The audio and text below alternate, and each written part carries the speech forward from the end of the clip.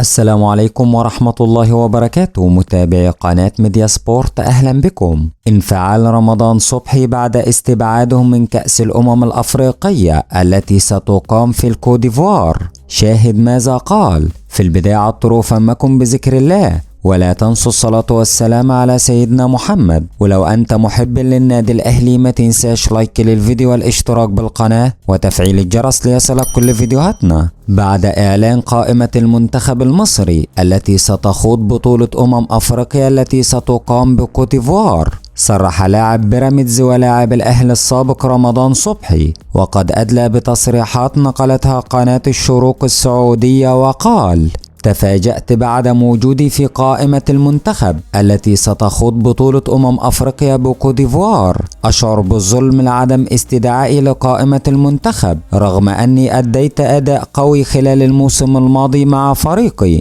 ورغم ذلك تم استبعادي من المنتخب. هل عدم الحصول على بطولة مع فريقي هو سبب استبعادي من المنتخب؟ فأنا كنت دائم الوجود في قائمة المنتخب. أنا أعرف أنني لم أحصل على أي بطولة مع فريقي سواء محلية أو أفريقية، ولكن يجب أن يكون اختيارات اللاعبين للمنتخب تخضع لمعيار واحد فقط، وهو الأداء، وليس حصول اللاعب على بطولة مع فريقه. بالطبع أنا حزين لعدم تحقيق بطولة مع فريقي، خصوصا هذا العام. أنا كنت أتواجد في الأهلي وكنت من العناصر الأساسية في المنتخب، على الرغم أن أدائي الآن لم يتغير كثيرا عن فترة تواجدي بالأهلي، ولكن خلال الفترة القادمة أحلم بتحقيق البطولات مع بيراميدز، فأنا ما زال أمامي الكثير ولدي طموحات لتحقيقها سواء مع بيراميدز أو المنتخب، وأولها العودة إلى المنتخب.